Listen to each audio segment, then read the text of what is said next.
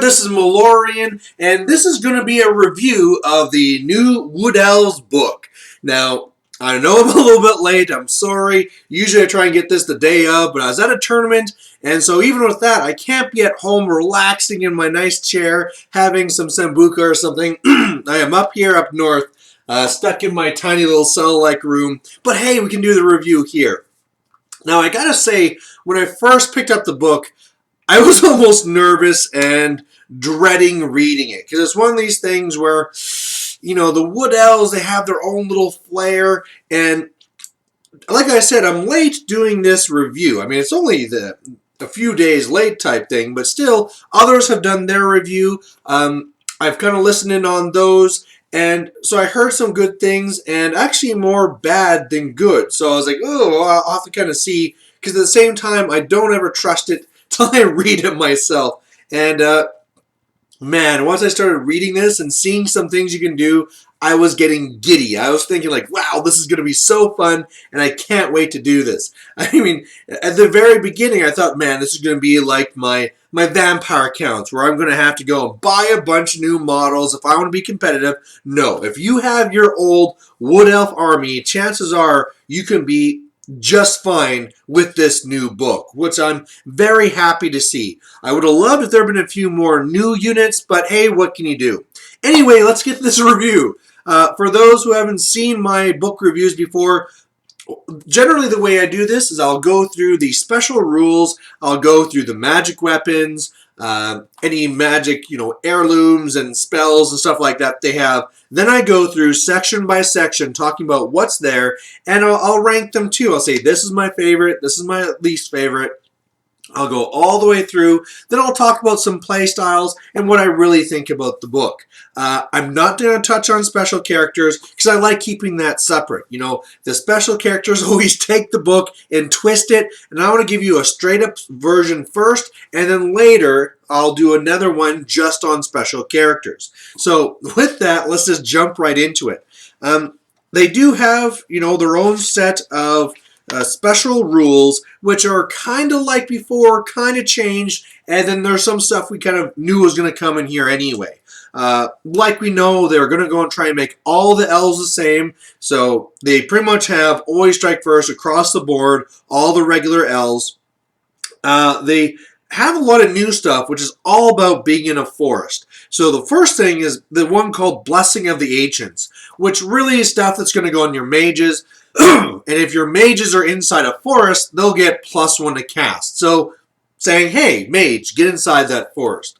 Plus, they have Forest Stalker. This is mainly going to be on your elves, and it's going to give them the Forest Strider, which is great because whenever you trip on in a forest with elves, it seems pretty stupid, when you're wood elves especially. And then past this, you're going to be basically getting the rules from the Dark Elves and the High Elves. You're going to be able to fight and in 1 extra rank, shoot in 1 extra rank, and in combat re-roll your 2 hits of 1. Well, the only thing is though, your 2 wounds of 1. The only thing is though, is that you can only do this if you're in a forest. So again, the rules are really saying, get your butt in a forest because you're wood elves, and that's where you're supposed to be doing this stuff. Past this, for the forest spirits, which is really all your trees and stuff, there it says that they're going to have the Forest Strider rule again, which is good. Plus, if you are not going to be a mount, you're going to be having a 6+ ward, immune to psych, and as well, no matter which one you are, you're going to have magical attacks. So, good to have those magical attacks, killing off those ghosts and stuff like that. Past this, they have the rule for getting their wood. Now, before, it was just something like, well, it can't be bigger than 6 inches, and even though the book said it could be this far, then the FAQ said it would be this far, now I like it that they made it nice and clear. You get a free forest, which is a GW forest, so it's nice and defined for what the shape is, plus it's bigger than what it used to be, and it can be on your half of the board. It also says that the only time you don't get it is when you're playing a mission which doesn't have your half of the board. So really, right now, that would just mean like if you're playing Siege, I guess, or something like that, or one of the weirder missions where you have table quarters or something. But then again, I bet you this book is made with 9th in mind, and maybe things might change there. So just keep in mind that this is what it says there. And as well, when you go to a tournament, sometimes as well, you'll have it so that the TO is going to be making up his own scenarios. And maybe you can only be deployed in this side here, or in the circle around here. And so technically, by the book, you wouldn't get your forest, but that might not be his intention. So make sure you talk with them beforehand whether you're going to be getting that forest or not.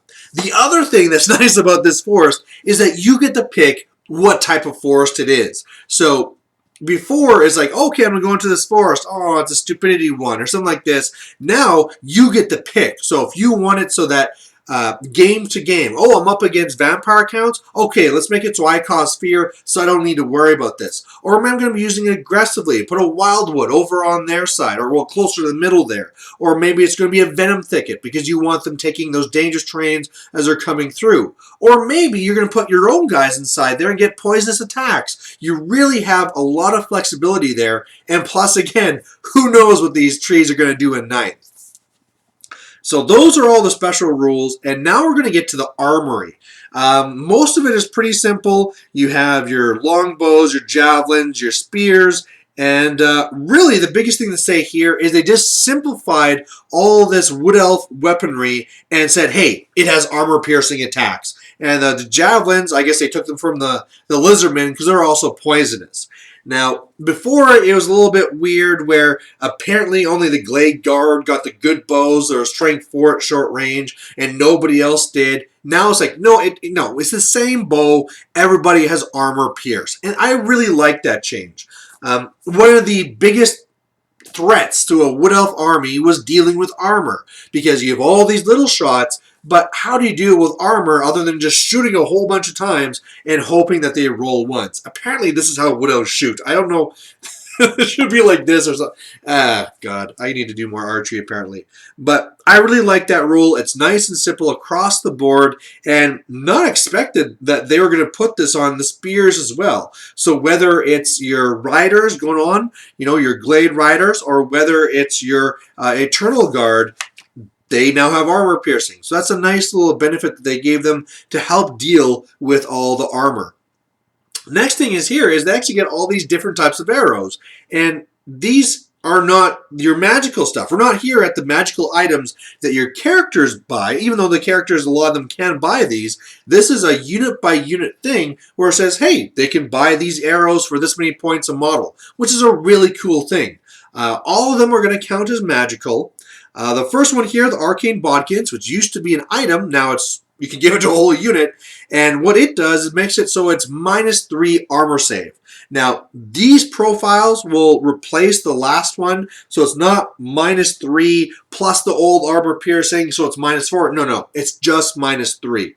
The next one here is the Hagbane, which makes it still armor piercing and poisonous, so if you want to get some poison in there, you could be doing that. Then you have the Moonfire and the Starfire shafts. Now, these are kind of interesting. Both of them are going to be flaming, and both of them will be armor piercing. However, one of them is going to be giving you +1 to wound against forces of order, and the other one gives you +1 to be wounding the forces of destruction. So apparently the Moonfire is what you use to shoot good guys, and the Starfire is what you use to shoot the bad guys. Now, these are probably the ones I like the least from the arrows here because of two things. One, if you're taking it for flaming attacks, the flaming banner is way cheaper. So I guess maybe if you put this on a character and hope he rolls a 6 or whatever you need to wound that regen thing, you could take off regen that way. But otherwise, putting on a full unit, it's usually just cheaper. It's pretty much always cheaper just to give them the flaming banner. And the other thing is that the whole thing here where it's a gamble. I mean, sure, if you know, hey, Billy's coming over and Billy's bringing his orcs or whatever it's going to be either one side or the other, no problem. I'll go and I'll take this right one. But otherwise, if you're going to a tournament and you really have no idea, it's just a straight up gamble. It could just be really expensive flaming attacks, or it could also be giving you +1 to wound. So, with that there, I just don't think it's really worth that risk. But hey, if you guess right, it can be really devastating. Past this, they have the Swift Shiver Shard, which is really just making it so you have the multiple shots too. So lets you shoot more times. That one I'm not too keen on either because of how it's multiple shots. You're getting that -1 to hit. Because really, when you start working in the math, it puts it a little bit in your favor, but not very much. Past that, you have the True Flight arrows, and these are my favorite. What they do is apparently they went and just like robbed a bunch of Tomb Kings, because these are the Tomb King bows that let you just ignore any 2-hit bonus. So whether it's skirmishers, or you're in cover, or you're charging, or whatever, I am hitting on my 3+ all the time. This is the new way to shoot a bow, by the way. And so I really like this. Plus, it's one of the cheapest upgrades, so it's just a great one to take. Because if you didn't notice in the beginning there, they used to have the special rule where you can move and you're never -1 to move and shoot. That's gone. So now you're always having to worry about that. But hey, if you take this, you don't, and you're not caring about anything else either. So really like that upgrade. Alright, now we are going to be going to some magic stuff. First thing we'll talk about is their lores. Now, the lores here are kind of neat. Pretty much, if you are the lore level character, you can take high magic or dark magic or any of the other 8 lores. The whole special Wood Elf lore that is completely gone, and now they have the whole world given to them, right? They have all 8 lores, plus the ones from their other elf buddies. And this is pretty crazy. It gives them so many different options, and tactically, it's just that toolbox completely opened up to you. Now, of course, just like how they changed it between the High Elves and the Lizardmen, the high magic here is different again. And both the high magic and dark magic are interesting because they bring in this new concept of adding tokens. For the high magic, every single time you cast it, a spell from here, you get a token. Then, whenever you or somebody in your unit's being attacked, you can use that token to ignore those wounds. So that can be very helpful in not only just like in combat versus combat, but let's just say that she's just hanging around and gets shot by a cannon, token, I don't care, right? You probably don't want to be doing that, but let's even say you had a mage. I don't even know if you can put a mage on a dragon. Didn't even look at that. But if you get shot by a dragon there, just token, don't care. Or if you're in the same unit as a combat character, right? The mage casts the spells, but she'll be using that so that you can't hurt the combat character. So really nice thing to have. Meanwhile, for the dark magic, every single time you cast a spell on an enemy, you put the token on them. Then later on, when you're casting spells on them, you can use that token to do an additional D3 hits. So, first you just cast some little hex on them, and then you go and Doombolt and say, hey, let's add some more Doombolts, and just blast the hell out of them. So that, again, can be very, very nice. I like the high magic attribute more, but hey, getting an extra D3 is pretty nice there as well. Now, past that, you have your magical items, just like before. It's been reduced to a couple of pages, and as always, too, in here, you have some ones that are pretty good, some ones that are kind of crap, and then kind of meh for the rest. Now, the first one is the Spirit Sword, which I was really happy that they changed, because for the longest time, this was the stupidest item in the entire game. What it used to be is that if you ever do a wound with this 100-point item, you do a leadership test, you and the opponent roll a dice, and if you beat them, they take wounds, and if they beat you, you take wounds. So you might be paying 100 points to kill your own character. That's gone now. Now it's 85 points, and what happens is, first of all, it ignores armor. So that's like a 50-point item right there. And then past that, you then do a leadership test on a 2d6. So both of you do a 2d6, add your leadership to it, and then past that, it's like before. If you beat them, they take that many wounds, no armor saves, but if they beat you, nothing happens. So I really like that because, first of all, you can be using this on a combat character, and this only works, on either characters, champions, or monsters. So let's say you're using this against another character, right? I'm going to try and use my general to kill your general. Well, first of all, now that we have the lore completely opened up, you can be making them -3 leadership to make this even stronger. You could also be going in there, and if you also had like someone with the high elf tokens saying, oh, this guy might not have anything really to keep himself safe, but I have all these tokens, so every single time you punch this guy over here trying to kill your general, nope, nope, nope. So this could work out really well. However, I think what will be even better is using this for monster hunting. Going after these things, like say if you can go after a chimera. The chimera is coming after you. It thinks it's going to have no problem beating you. And this is where you have a character just like how the Skaven do with their chieftain with a fell blade. He's not there to be your super great general. He's there to go and kill other stuff. Now, of course, this isn't a super insane, like strength 10, d6 wounds for it all, but this is a thing where they won't really know till they get to you, and then all of a sudden you can either be charging out or being there defensively by your bunker and being like, hey, you know, Chimera, ding, I do 1 wound. My leadership is 6 higher than yours to even start with. I think it is anyway. So, bam, your monster's just dead. So that can be really, really nice, or going after the steam tank or something like that can really be a nice little tool to have in there. Now, it's not cheap by any means, but it can be a nice tool just to have there, especially if you are having all the other synergies working in. The next one here is Death's Reaper. This one here is a 50.1, which makes it so you reroll the hit, which is kind of meh when you're already always strike first with a high initiative. You also reroll to wound, and they have to reroll their successful armor saves. So this one here is kind of like, I don't think so, because whereas that last weapon had a purpose, when do you really make a Wood Elf character just to fight regular rank and file guys, right? Because you don't want to be going up against characters because they're probably going to have a really high armor. And even though you're making them re-roll, you're still probably going to pass it again anyway. You want this against like the 5+ armors or the 4+ armors, regular guys like that. So I really don't see a point for this item here.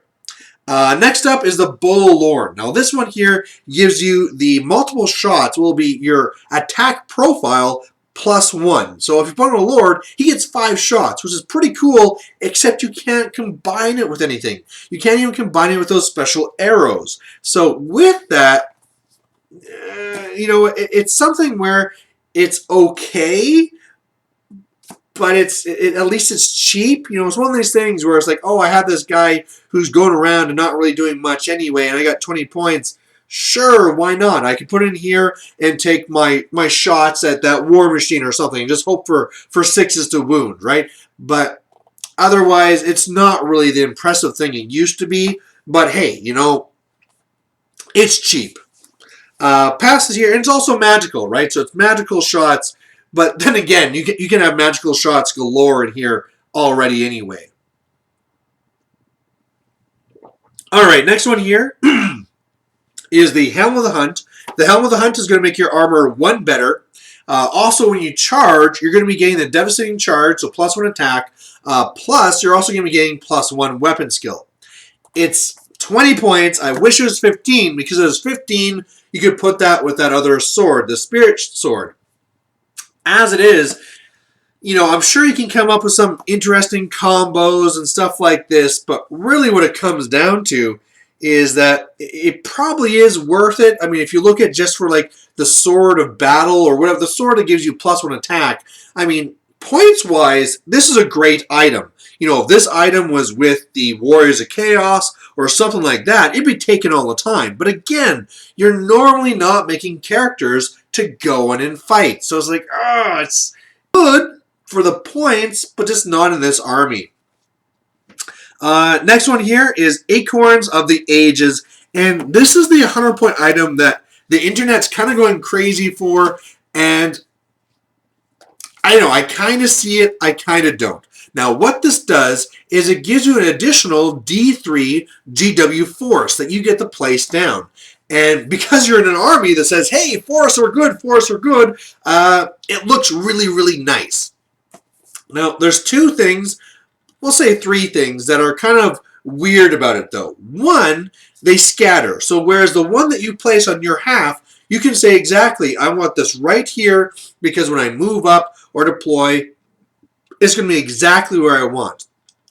This other ones, these D3 will scatter 2D6. So you can place it as perfectly as you want, but they can scatter 12 inches in some random direction. So you really don't have that precision that you have with the other one.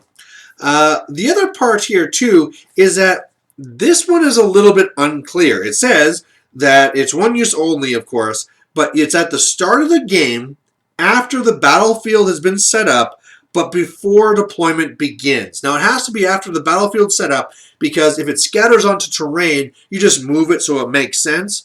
Like moving it the least amount, so it'll be an inch away from all other pieces of terrain. But what this really puts into question is this before or after you roll for sides? Is it either we set up the battlefield, roll for sides, and then I put down my one forest on my one half and D3 anywhere I want, scatter them? Or is it we set up the battlefield, I put down D3, scatter, and then we pick our sides and I put my one on my side? And it's not really clear. So being that's a 100-point item, and to make the whole process easier, I would say it makes more sense if you're just doing it all at the same time. So you pick your side and you do all these forests. And these ones too, you get to pick what type of forest you want them to be. But really talk to your tournament organizer. Hopefully there'll be an errata or something like that, an FAQ for it soon. But right now it's a little bit Now, one of the things to keep in mind with this is that you're like, this is awesome, right? I could have 4 forests I'm going to have down just with having this one item and my other things. The problem here is, first of all, you can have other forests there anyway, right? On the table for terrain, a forest is 7. That is the most common type of terrain you will ever get. Now, of course, in tournaments, who knows what they'll throw down, but in regular playing by the book, you should already have a couple of forests on the board anyway. So this could just be going to overkill at this point, but at the same time, it can be pretty nice. And again, it's 100 points. So you need a lord saying, all I'm doing is taking this acorn. That's all I'm doing. And it's a lot to do. You know, it's a lot of points. So it really is going to depend to how you do your play style, but we're going to be talking about that at the end of the video. The next one here is one that I actually really like, and it is the Moonstone of Hidden Ways. Now, the guy who has this in his unit has to be completely in a forest, which is a lot easier now that the forests are bigger. However, what it does then is that at this, let's make sure I get this right, at the end of the movement phase, you can move to any other forest on the board in any way you want to be facing, and you just teleport there. Now, the only thing is that you have to wholly fit into that one as well. You're going to count as marching, so you can't shoot or anything, and it can't be engaged. So, really what this means is you can do a couple of shenanigans. One, this could be on your bunker. You could be at the back, and you could be shooting, and when they finally get to you, peace out, I'm over here now. So that can be really, really scary. Number two, remember, we have access to all the lores. So I can be teleporting to this wood, which is right by you, and purple sun down your lines. And that can be pretty scary, especially because, normally if you do these suicidal things, you have to worry about being killed right back. Well, hell, just put them with a really small unit. It doesn't have to be anything that expensive. And then when they can't cannon snipe you, and you just teleport somewhere else next turn. So that could be really, really interesting. I really like that item. Next, you have the Hail of Doom. The Hail of Doom makes it so it's a one-time shot that you do instead of doing your regular shot. And it gives you 3d6 shots. They're armor piercing, they're strength 4, so -2 to the armor save, and that's a lot of shots. This has so many applications. If you don't like those hex wraiths, bam, take it off. If you don't like a war machine, there's a pretty good shot that this can just take off that war machine. Is there a block you're trying to finish off? Shoot it at that, right? It's going to do lots of wounds. Really, really great item. Only 30 points. It should probably be in every list. Next one here is Kala Ingor's staff. Stave. And this thing here is that it's an arcane item that's going to give you tree singing, which I like to see this here. Like I said, the old lore is completely gone. So I was like, well, what about tree singing? That's a pretty important thing to Wood Elves. Okay, it's right here. It's a bound 8. It's an augment, and really just lets you move around a forest, d6 plus 1. There can't be any units in it, and if there is, and it's an enemy, then you can do 2d6 strength 4 hits to it. So, first of all, it can be pretty nice, where like I said, if you put down those random woods and they scatter not to where you want them, you could move the woods to where you need them to be. Or, if there's all these woods all over the place, once they even partially go into them, bam, you can really hit them with a bunch of hits. And it can really help out for something that's not that hard of a bound item to cast. It is it is a little bit tougher than some other ones, but it should be fine. I mean, again, remember that you'll be in a forest, so you should be getting +1. So, we'll see. I mean, it is okay. You can also target all forests around you within 12 for a higher casting. But, this is not bound. That's a screw up already.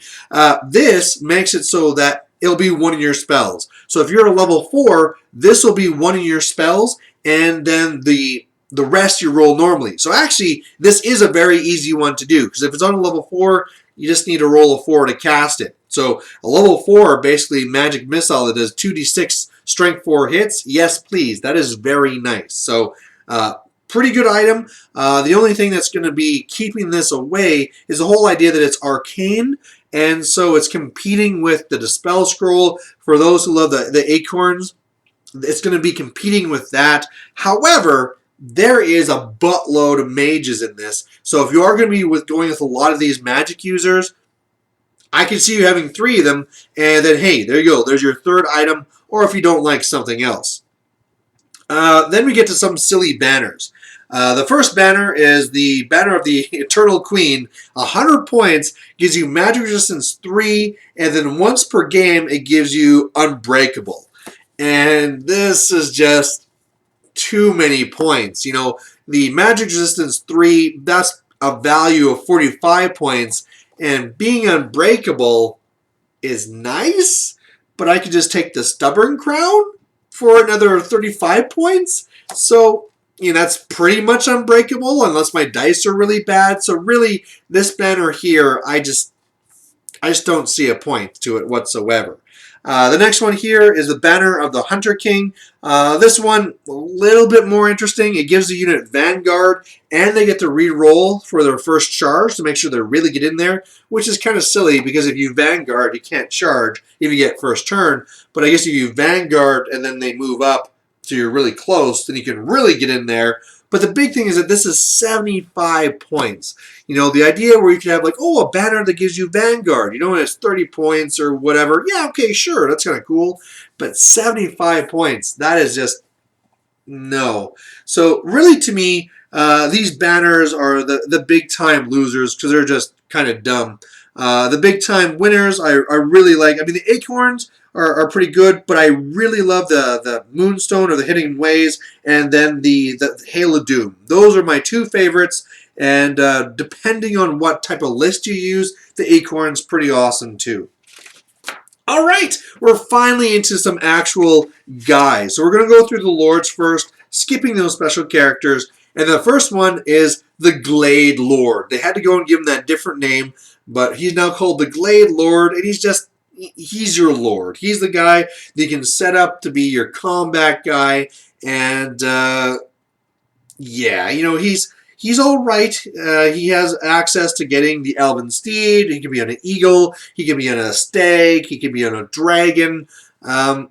Really, one of the things I can really see where you might want to use him is if you're going for the big thing, we're going to be putting forests all over the place so that when they come at me, I'm going to be hitting them when they're in a forest. So there's forests everywhere. You have Glade Guard shooting and saying, okay, I'll shoot you all game if you don't want to come. And then once they enter that forest, bam, you hit them with monsters. They're in a forest that they're not going to be steadfast, and bam, you can run them down. If you're going for something like that, I could see it, but otherwise, I really don't think this Lord's going to get a lot of play. Past this, you have your spellweaver. This will be, your level 4 mage. And this is the only place where you can be getting the high or the dark magic. So if you want to be playing those games with the tokens, it has to be with her.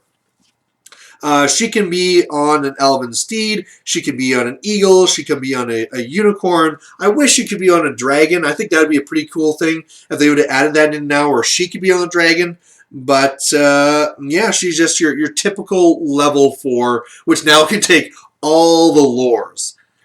Past this, you have the Treeman Ancient. And now this got pretty different from what it used to be before. What it used to be is like, oh, you got a Treeman, and you have a Treeman that is actually a character and can take items. Well, he can't take any items, which is unfortunate.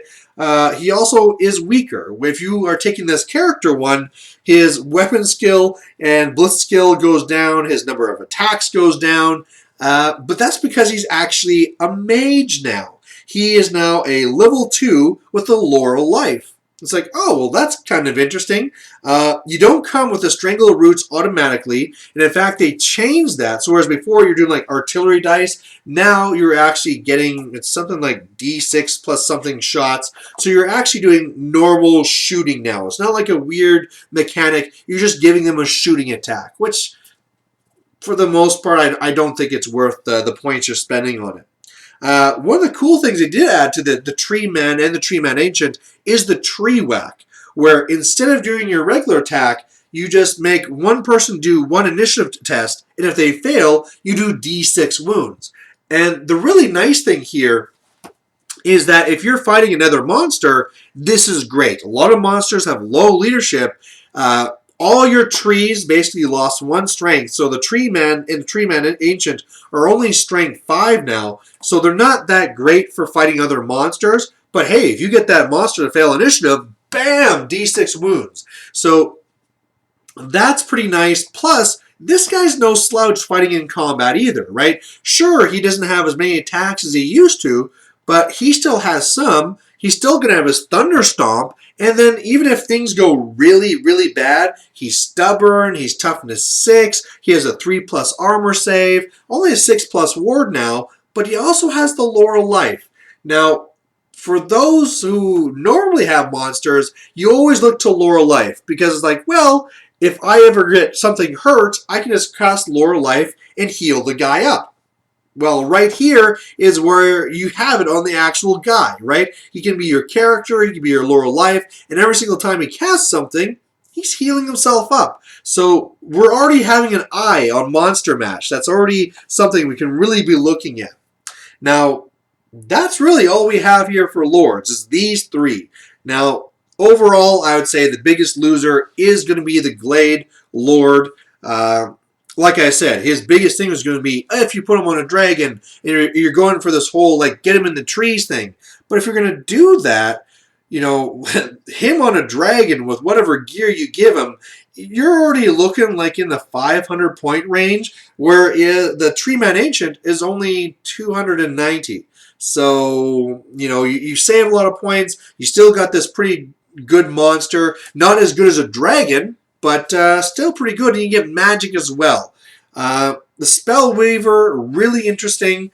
Really depends what you're going for, though, right? Because, like I mentioned, we're going to have lots of magic sprinkled through this book, so you can actually go with no level 4 at all. So it really depends on what you're trying to do, but again, if you want to do the whole thing where I'm doing tokens to protect the lord or the unit or whatever else, these things are all here with her. And there's all these options open now, right? I can be doing Laurel Life, and I could be going for making my guys being flesh to stone. I can be going for Mind Razor. I can be going for whatever I want. So it's really the character that can do everything. Plus, it's the only one. I mean, if the Treeman Ancient could actually take like 50 points of gear, then at least there is where you could be taking a scroll. Well, that's not there. By the way, he starts as a level 2, and you can pay extra points to make him a level 4. So it will be higher if you go up to that. But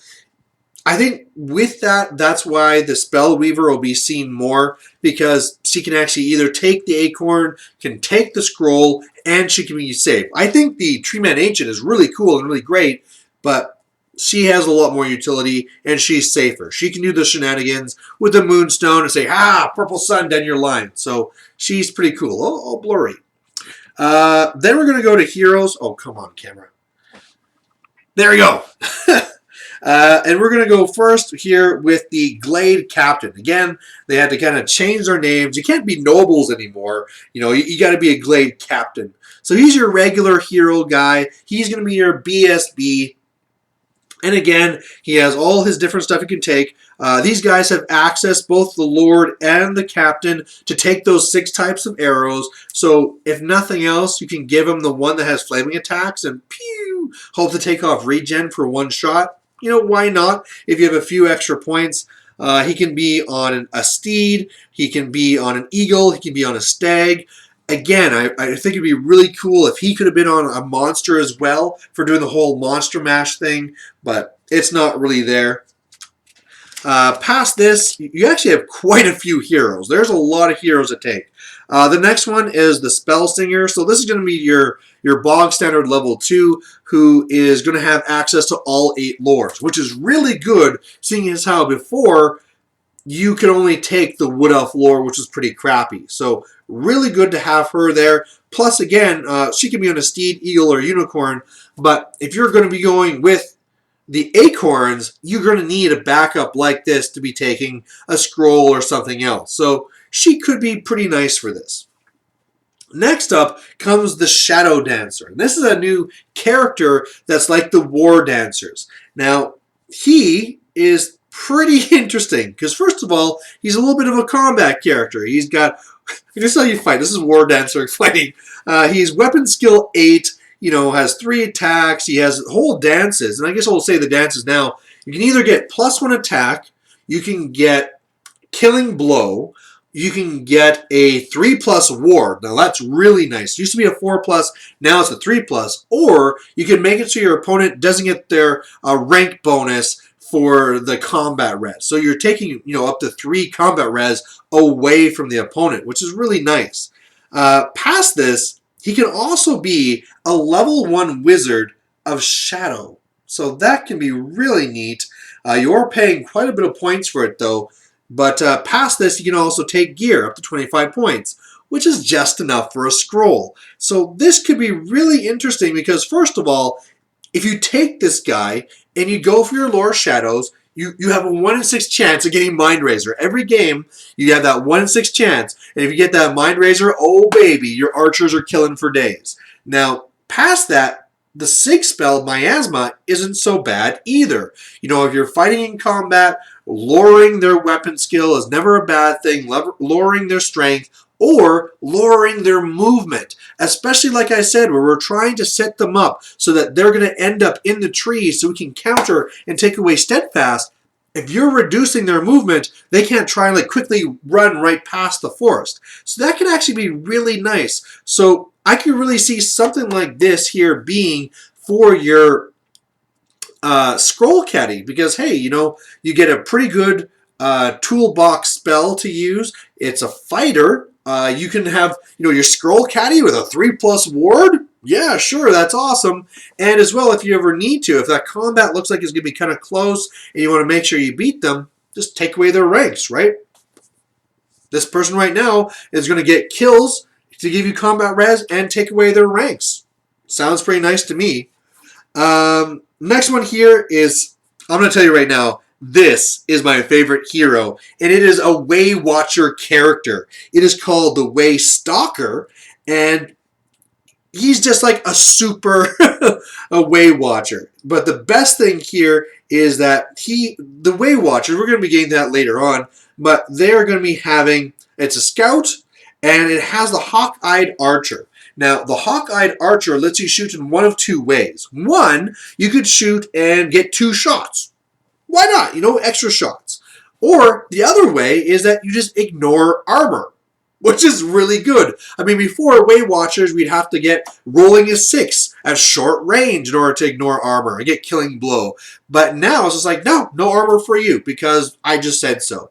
Now, the really cool about this guy is that he has sniper, so he can be picking out your characters. Now, unfortunately, he doesn't have the access to the arrows. When I first saw this stuff, I was like, oh, take the arrows. You don't have to take any minuses to shooting. That's not there. In fact, he can't take any gear. Oh, he can take 25 points of regular gear, but that doesn't include those arrows. Those have to be there separately. So I can't really think it would be the best thing to actually give him, especially because he probably won't need the shields or anything like that. I mean, maybe a fireball ring? Pew pew. Oh, yeah, you could be doing a fireball ring just like the witch hunter. So there you go. Yeah, look at this. It just make shit up. So anyway, really like him because here's another big thing. Like we said with Wood Elves, before, they really didn't like having high armor. They just could not deal with it. Another thing that they couldn't deal with is a couple scenarios. They were not good at Watchtower, and they were not good at Blood and Glory. Because sure, they can run around, they can kill your war machines, they can kill your chaff, but they can't kill your characters. Meanwhile, they're just slinging stuff at your general and your BSB, and pretty much they die and they win the game. With this, you can snipe out their characters. Do they have a scroll caddy somewhere? No problem. Go sniper, 2 shots. Pew pew. You can kill them right there. Do they have a BSB that took a 1+ save? Okay, no plus save for you. Pew pew, you're dead, right? So these guys can be really nice. And again, you can take multiples, right? This isn't a special character. I could easily see that in every game, take 2 of these. You know, why not? And they're just going to go around, scouting around with your Way Watchers or whatever else, and just shooting. You know, they can be back standing with your Glade Guard. They don't need to be out there scouting. They can be sitting back and safe, and just every turn, okay, character, you're dead. Next character, you're dead. And over the course of the game, easy making your points back. Plus, when you're Wood Elves and you're playing the whole game of running around, one of the biggest things that can actually harm you is guys that are going to be shooting back at you and casting magic at you. The shooters, you can shoot with your own arrows and take them out. The mages, again, you had no good way of hitting them. Now, it's like, oh, you have that person that's hitting me with magic missiles? Dead. So, really like these guys. Very interesting addition to the game. And, you know, they're not that expensive. You know, they're in the point where they're also throwaway units. If they do their job, they can now run up and redirect. You know, they're in that nice, cheaper range. Past this, we have the Branch Wraith. Like before, it is a level 1 wizard, but it's of life again. So again, more life in here. And I mean, people talk about how they only have a 6+ ward rather than the 5+ ward. Well, the SIG spell is to have a 5+ regen. So, you know, and then that 5+ regen won't be ignored by magical attacks. It'll be ignored by fire, but hey, then you have a little bit of everything. So, and then at the same time, every single time I cast this, Treeman is getting healed, Treekin is getting healed. It's nice time. So, love seeing all this life magic in here. And unfortunately, she can't be a scroll caddy, but she's not bad. She's not bad. That's all the heroes. I would say, again, my favorite for all the heroes, that's going to be the Waystalker. Love the guy. I'm probably going to be taking 2 of them in every game. The one that I like the least, probably the Glade Captain. You know, the best thing about him is the whole idea is that he can be your BSB, but you don't really need any of the banners there, right? We haven't got there yet, but the units can take their own flaming banner, so to hell with you. And the other stuff is, you know, kind of interesting. It's going to depend on what you're playing, but there's my favorite and my least favorite. Now we're going to get to core, and we have a little bit more options here, and things have changed up a bit. One part that actually made me giddy. I actually went when I saw one thing. The first thing is the Glade Guard. Now the Glade Guard, they're going to be the same cost as before, and you know, they're just your archers. They're your archers that shoot. However, they have 2 big things that are important. One, they can take a banner. So, bam, I can put my flaming banner on there.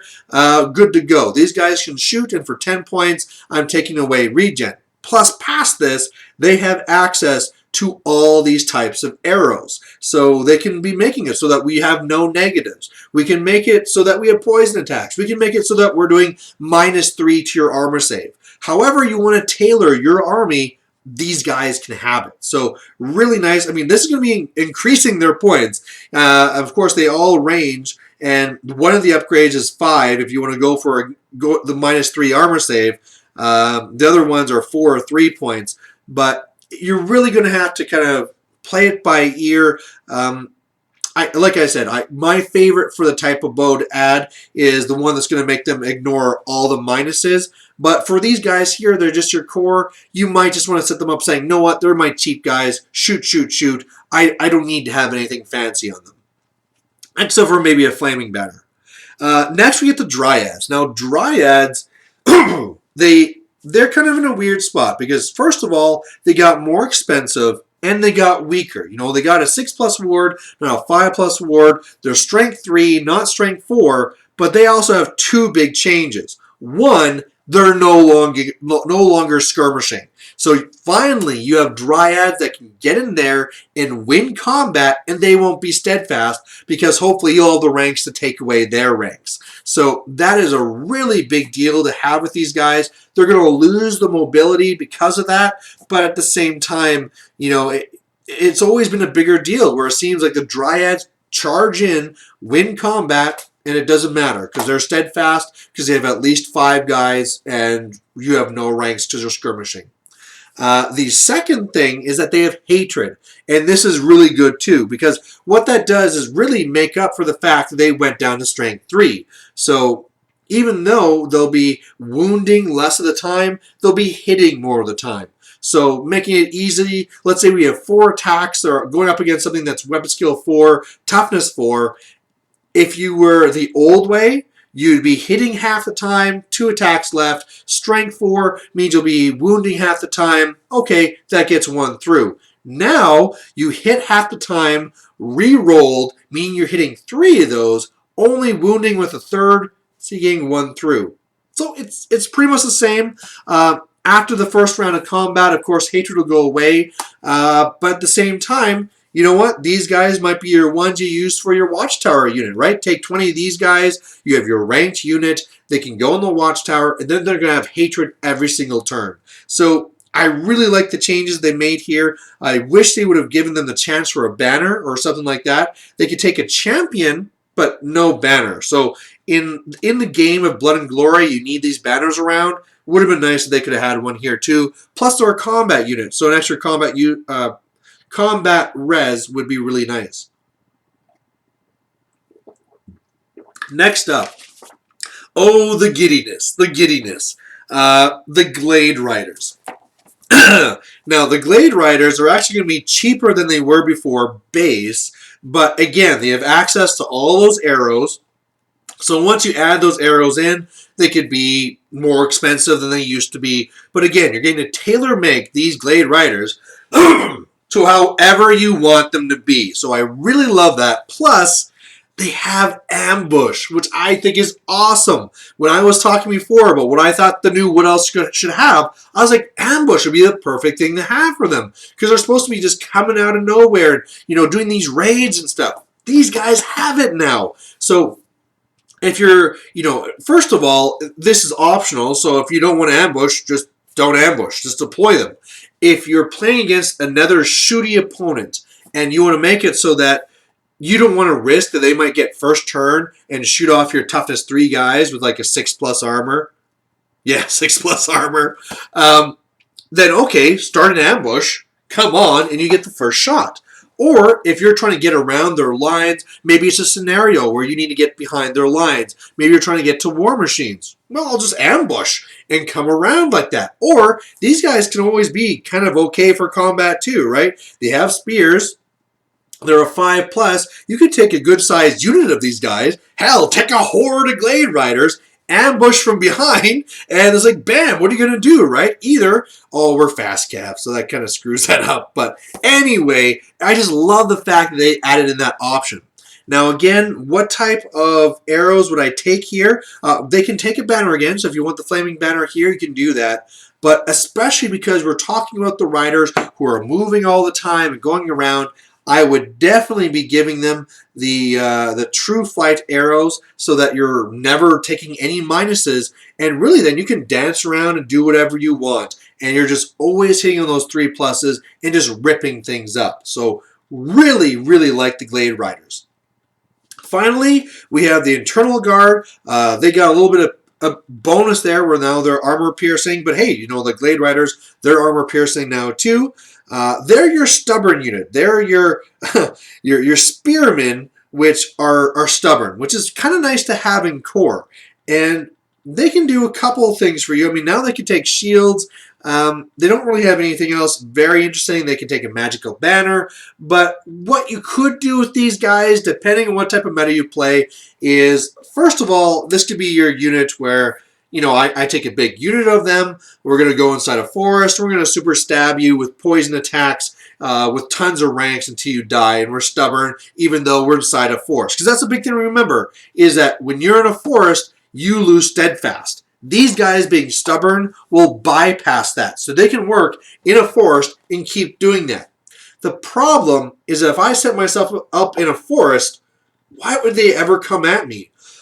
If they know that all my strength comes from being in this forest, they'll just bypass me and attack something else. So probably the best thing for these guys will be speed bump. Again, people hate this, but these guys in the whole conga line, just being 1 wide, going like 10 deep, yeah, because they can be up just to 10, and just say like, I might be toughness 3, I might have almost no armor, but you have very few attacks, and I'm going to hold you here for a lot of turns. So again, some people will really frown on the conga line, but these guys are perfect for it in their core. So great times. So really looking here, probably the core that I don't like very much is actually going to be the Glade Guard. You know, you might want some of them, but really the Glade Riders are the winners to me. I guess if you really want the weight of attacks or shots, the Glade Guard are nice, but we're going to get to the Scouts here in a second. So for filling up core, I really like the Glade Riders. They are mobile, they can ambush, they have a lot of different versatility to them, so I think they're the really big winner. And like I said, I mean, the Dryads, I like the change they made. There's some good, there's some bad, but overall, now you actually have something that's good for putting in the Watchtower, right? You could always put in 10 Glade Guard, you could put in 10 Eternal Guard, or sorry, 20, but these toughness 3 guys just can be beat up really good. Meanwhile, you can do the Dryads, who are toughness 4. They'll at least have a 6+ ward, and you know, maybe they'll fail a fear test. You never know. So really like them, and plus there's a better chance that they'll win combat, so you're not taking a test to see if you have to leave. Past this now, we're at the special units, and again, lots of units to pick from. The first one we're going to be talking about is the Wildwood Rangers. These guys here are completely new. I'm not sure if they used to have them back in the days where Wood Elves had chariots and stuff like that, but these are your great weapon Wood Elves. This is exactly what the Wood Elves have been needing, because now you finally have a unit that has great weapons, that can deal with armor, and can take the goddamn Watchtower. So again, these guys can't start in them, but you can take your unit of 20 Dryads who will be good and useful no matter what's happening, and then if it's Watchtower, they can start inside. Meanwhile, you could have your unit of the Rangers, which if you lose the tower or whatever, they can go after it, and you actually have a good infantry unit for taking the tower finally. Now, one of the things that's kind of interesting about them is that they have this Guardians of the Wildwood. So if the opponent causes fear, or terror, these guys get an extra attack.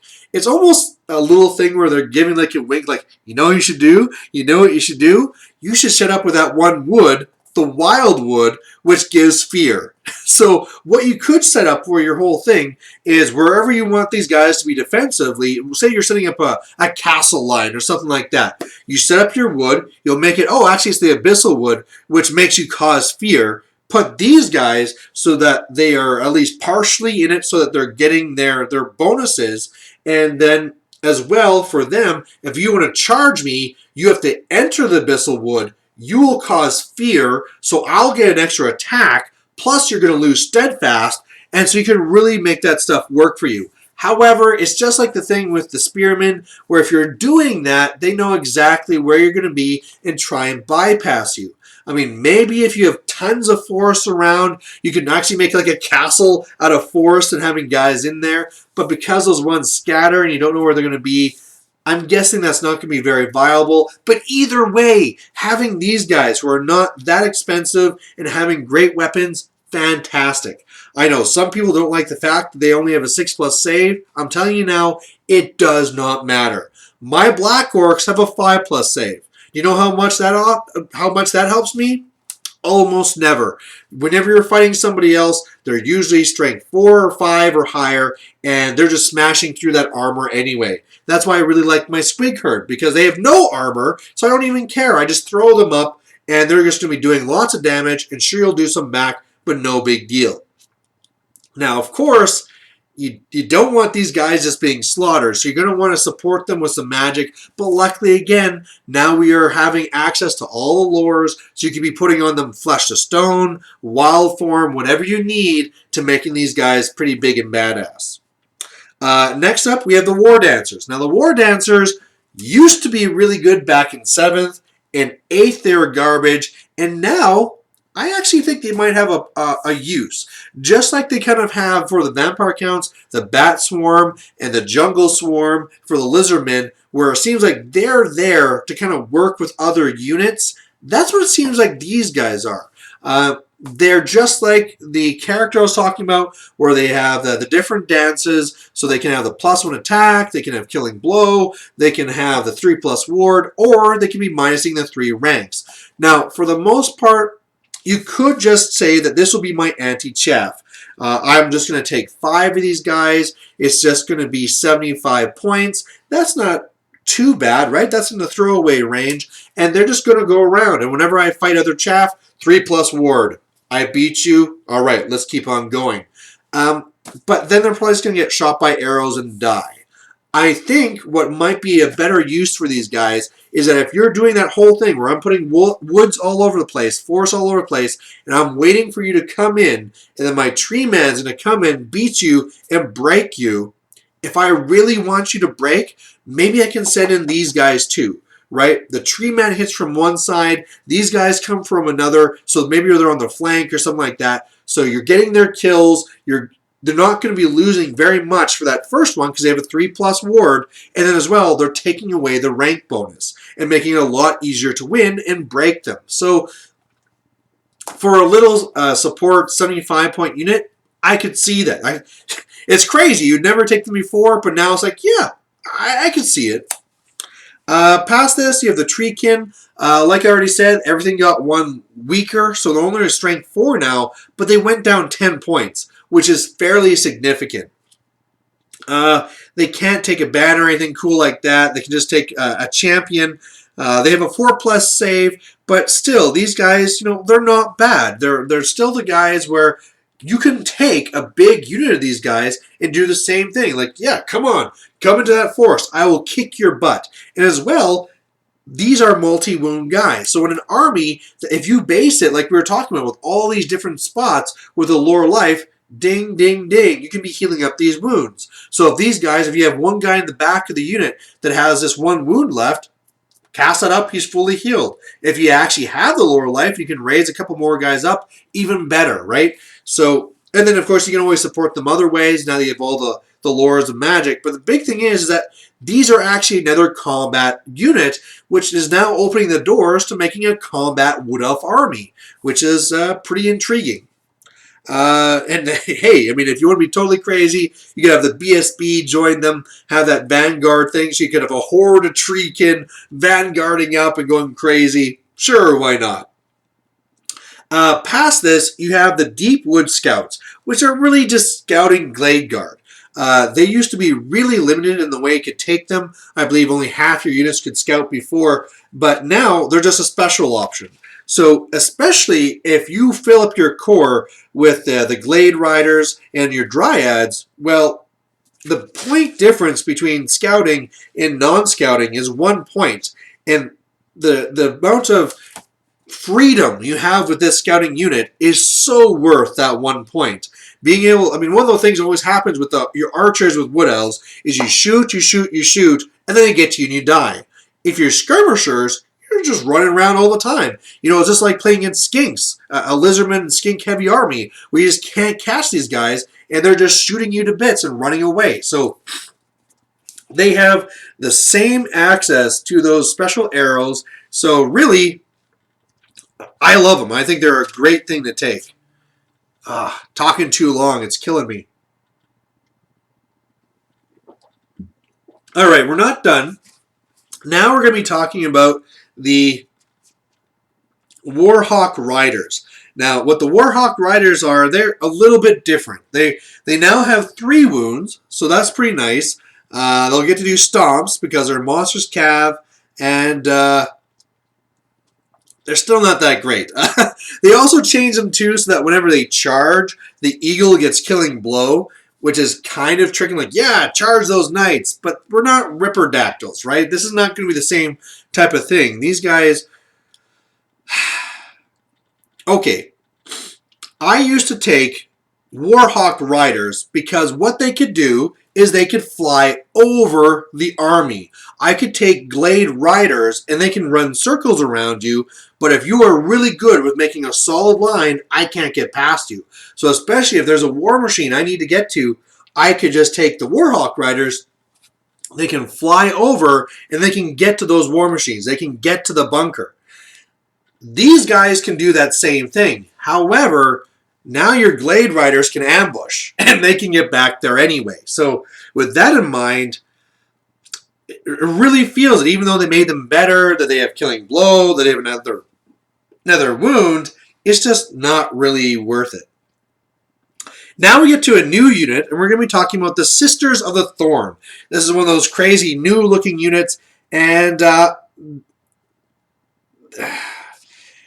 they're really just the kind of, just making sure I'm not screwing these guys up.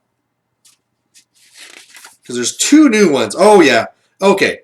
These are basically the warlocks from here. I'm not saying here where it said they're the wizard, but these are the guys that are like the warlocks. These are the ones that have that poison javelin, and instead of being a level 2 for the dark magic, or sorry, for having like, what was it? The other ones have soul blight and the magic missile. What these guys have is they have the thorn spell, and they also have the...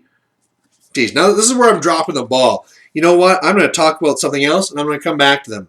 Wild Riders! They have new models for Wild Riders. They look, I think, worse than the old ones. That's because they look kind of girly and stuff. But the big changes here is that they made them so that they have the devastating charge, so they're getting +1 attack when they're going in, and they also gave them frenzy. Now, frenzy is kind of a weird one. I mean, that means when you're charging in, you're getting 3 attacks from the rider, 1 attack from the mount as well, but man, frenzy has its disadvantages. When you're trying to set things up, you might fail a frenzy test and they might have to charge in. When you do charge in, you're going to be forced to overrun.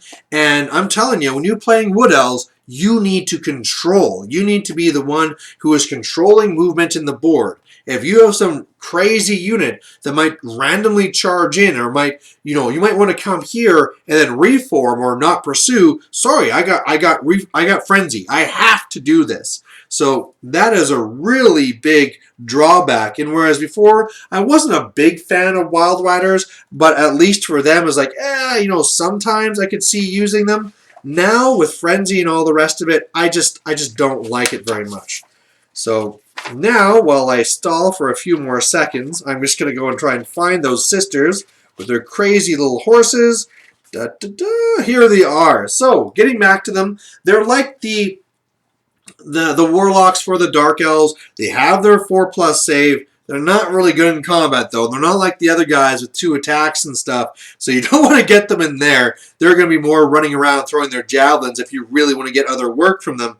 But what they have is a Curse of Anahir and the Shield of Thorns. Now, the Shield of Thorns is kind of like, you know, so, a lot of times when Wood Elves are fighting, they're going to die anyway. However, hey, you know, if you're trying to whittle things down with your Treeman and you're really grinding things out, hey, sure, put that Shield of Thorns onto them and they can try and beat that. Or if you have a weaker unit like them and, you know, the whole time they're running around casting magic, they can go after war machines too. If they put that Shield of Thorns on themselves, they might not be very combat worthy, but at the end of the magic phase, you're still doing those hits to the war machine. So that's one way you could use it, but I think the best thing about them is going to be that Curse of Anahir. That is just a really nice spell to have when you're trying to control and saying, hey, I'm going to put this on you, and unless you can go and pass your test, it's just not happening. So they're interesting. I definitely like the Warlocks more,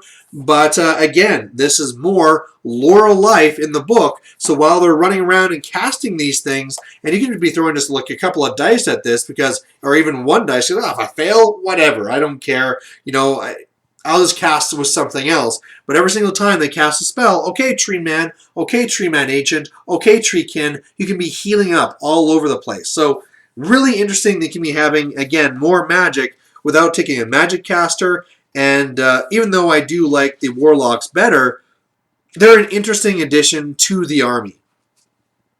That's really it for the special units. As you probably could tell, my least favorite was the Wild Riders. Really was not a fan of how they changed that there, although they're still okay. I would say the biggest winners here, though, is going to be, well, Taken, you're going to be seeing the scouts the most because they're so versatile. But for the book as a whole, the biggest winners are going to be the Rangers. Just getting those great weapons, that's a very big addition to the book. All right, finally, we're to the rare units. There's only 3 of them, so this won't take too long if you guys are getting tired. But the first one, I'm just going to say right now, this is my favorite. It's the new Waywatchers. They got cheaper, and in my mind, they got better, because what they are is they're 4 points less. They no longer have their stupid super scout ability, which got FAQ'd away anyway. And so what you're left with is these Waywatchers, which can scout where they want, and they can either shoot twice each to really kill off chaff or work down the bunker or whatever they want, or you got these guys where they can ignore armor saves. So these guys can go back there, they can scout, they can go after war machines, whatever you need. They're not that expensive. I mean, 5 of them is 100 points. That is so easily a throwaway unit. And meanwhile, you know, if you have anything that's high armor, again, it's strength 3, but hey, if I can ever roll 5s or whatever I need, wound, wound, wound. And it's so nice to have. And if you were taking those other characters, which were the actual Waystalkers, sure, they can hide with these guys.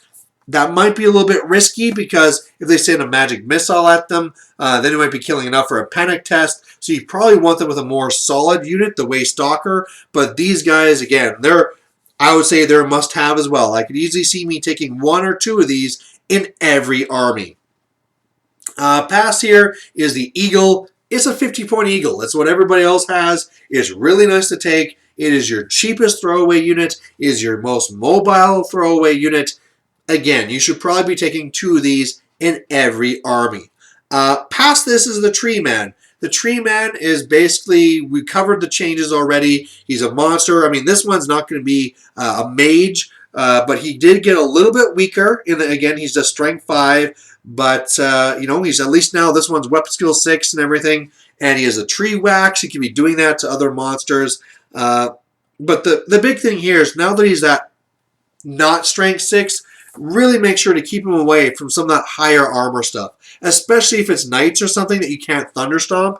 I mean, the guy is still going to do just fine against any regular infantry because, again, toughness 6, 3+ save, lots of wounds, and meanwhile, you're going to hit whatever you hit and thunderstomp what you thunderstomp, and if you lose, you're stubborn. So he's a nice thing to take, I like him more than before because now there's so much lower life. You can be healing this guy up really easily. I mean, sure, I mean, there might be a cannon on the other side, but cannons don't last that long against wood elves. If our scouts and stuff don't get to them, we can just shoot them down, right? You just shoot those cannons with your arrows and get 3 6s, gone. Especially now, I mean, before you could take your cannon and you could put it in a forest, you could put it behind a wall to give it some more cover, make it harder to shoot. Now, no, I don't take any minuses whatsoever, and I just shoot that thing down. So, biggest winner for me for rare would be Way Watchers. I guess just because the only options I have, the loser would be the eagle, but that's just because it's just still the same. You know, Treeman kind of went up, but I mean, if you look at usefulness, you're going to see more eagles than you see treemen. So it depends how you want to look at it. So there's the book. We've covered over all the different parts of it. Really, looking at this, you have some different ways you can play the game. First of all, the one that has me really excited is the one where you can just run around and shoot, shoot, shoot. You will never catch me. I can take tons of Glade Riders. I can take the Sisters of the Thorn, get some magic in that way. I can have a unit of Glade Guard or Glade, actually the Scouts further back. I'll have maybe a level 4 in there that has whatever lore I want to be using, and she'll have the scroll and also have the moonstone thing, so I can teleport from forest to forest. With that, I mean, you really take a risk though. See, the thing is, if you take scouts, you have a bigger footprint, so your bunker can't be that big. You can't fit as much inside that force there. If you take the regular unit, then you can fit more guys there. Here's the trade-off. If they're coming after you and there's no good forest to go to because you didn't take an acorn, the scouts can just ditch and they can go really fast.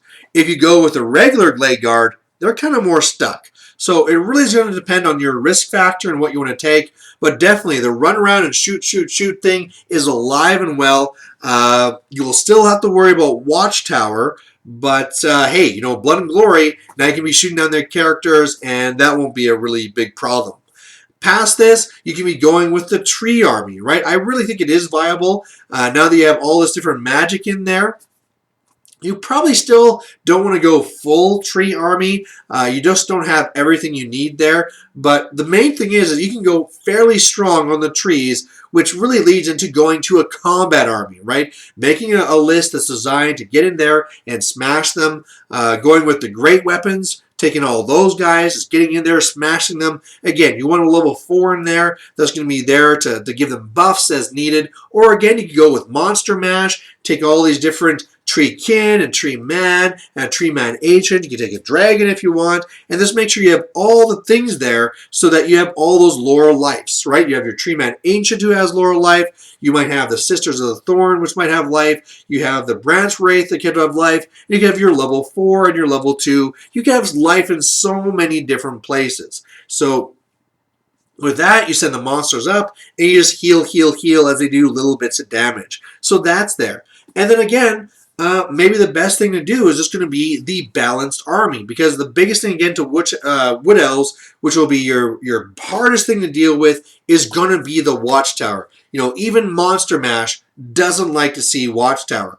If you take that balanced army that's going to have the 20 Dryads, it's going to have maybe a backup combat unit, whether it's the great weapons, tree kin, or something else. And then as well, you just have the shooting you need. You can go around and deal with this. One of the things that's actually interesting with Watchtower is that you can really wear things down in there. Normally, if they get a unit into Watchtower, it's like, well, we're -2 to hit them at least, and that's bad times. Now, if you take the bows that take no minuses to shoot, you can actually do a lot of shots and really whittle them down. And then, you know, when you get to turn 4, turn 5, depending on what risk you want, then send in whatever combat unit you want and really wipe them out. So really what it comes down to is I just love the fact that with the Wood Elves, they made it a very interesting book, especially with all the different hero options they gave you. I wish, again, like I said, that they would have added in some other units. It was nice to get the new Sisters of the Thorn for that type of a new thing, but stuff like bring back the chariots, right? Maybe made the stags an actual unit. So you can take a unit of guys on stags or whatever. Just something a little bit more new to really change it. But at least, if nothing else, I definitely see this as a much more competitive book. Others have said that, you know, you have high elves, you have dark elves, and you have the wood elves, which are going to be a little bit more crappy. I don't really see that. I see these guys as being very competitive, and an army you really have to plan for, right? If I just walk out to Brawlers and I say, okay, here's my horde of dudes, they're just going to walk up and beat you up. Well, I don't know, because all of a sudden I'm going to be forced to go through some woods. You might miasm me or whatever you need to bring down my weapon skill. Treeman comes in, breaks me, there they go, right? You have to really be watching out for them now. Or my characters, right? In my army, right? I got my level 4 in the back. That's going to be my general. If you have those characters to snipe out my general, bam. My trolls are useless. Everything's going to start falling apart. You can cause little panic tests, which are going to be cascading all the way across the army. They're a real army that you have to be worried about in tournaments. So there you have it. There's the Wood Elves. Hopefully, I didn't make any mistakes this time. That's one of the benefits of doing this a little bit late, is that I have a little bit more time to reflect.